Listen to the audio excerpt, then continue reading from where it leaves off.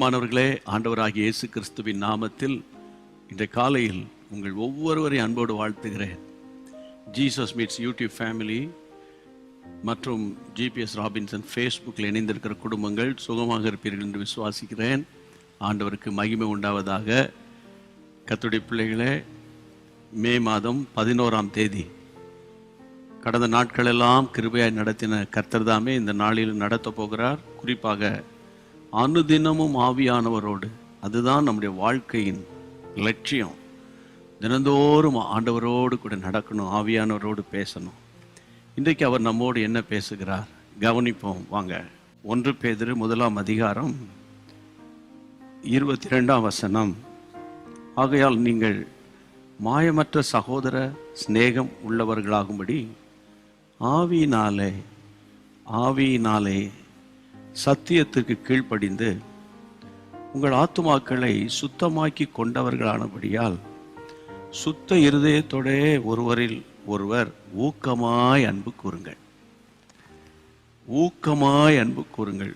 சுத்த இருதயத்தோடு ஊக்கமாய் அன்பு கூற வேண்டும். இது முடியுமா? இது சாத்தியக்கூறா? வசனம் என்ன சொல்லுகிறது? ஆவியினாலே சத்தியத்திற்கு கீழ்ப்படிந்து உங்கள் ஆத்துமாக்களை சுத்தமாக்கி கொண்டவர்களாய் இருக்கிறீங்க.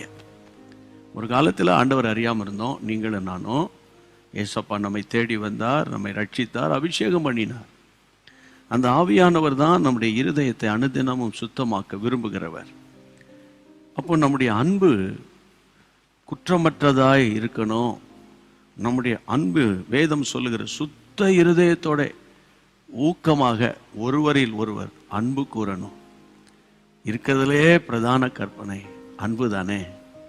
அப்போ இந்த நாளில் ஆவியானவரே, நாங்கள் ஒருவரை ஒருவர் உண்மையா ஊக்கமா அன்பு கூற எனக்கு கிருபை தாங்கன்னு ஜெபம் பண்ணி ஆவியானவர் கரத்தில் உங்களை ஒப்பு கொடுத்துருங்க. ஆவியானவர் பாருங்க, ஆச்சரிய விதமாய் உங்களை நடத்துவார். உலக அன்பு போயிடும், சரியா? தேவைக்காக அன்பு கூறுகிற அந்த வாழ்க்கை நம்ம விட்டு போயிடும். உண்மையாக, அதே நேரத்தில் ஊக்கமாக ஒருவரில் ஒருவர் நம்ம அன்பு கூற ஆரம்பிப்போம். இந்த அன்பினால ஆவியின் கனி வெளிப்படும். இதன் நிமித்தம் கிறிஸ்துவின் சுவாபம் உங்களுக்குள்ள வெளிப்படும். அதனால நீங்க ஆசீர்வாதமா இருக்கிறது மட்டும் இல்லை, மற்றவங்களுக்கு இன்னைக்கு நீங்க ஆசீர்வாதமா இருக்க போறீங்க. இதுதான் உங்க மேல கர்த்தர் வைத்திருக்கிற மகா பெரிய ஒரு நோக்கம், சரியா? இந்த வசனம் எத்தனை உண்மையோ நிச்சயமா நான் உங்களுக்கு சொல்றேன், அவர் அன்பின் ஆவியானவர்.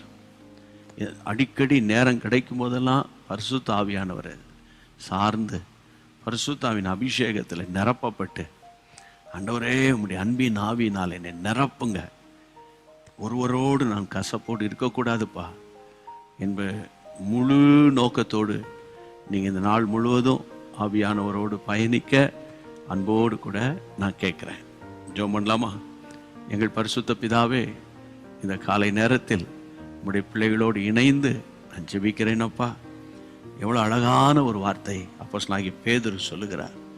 கர்த்தாவே, ஒருவரில் ஒருவர் சுத்த இருதயத்தோட ஊக்கமாய் அன்பு கூறணும்.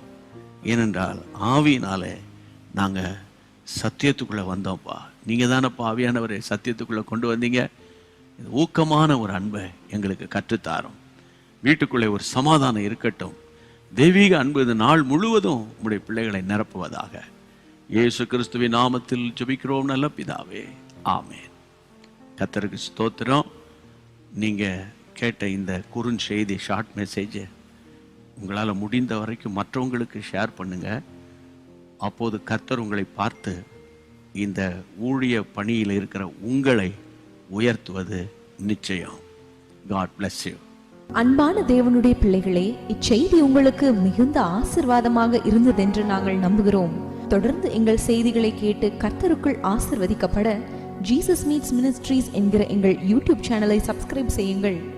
மேலும் உங்கள் ஜெப உதவிக்கு எங்களோடு நீங்கள் தொடர்பு கொள்ள வேண்டிய தொலைபேசி எண் 9842252836 மற்றும் 7299546363.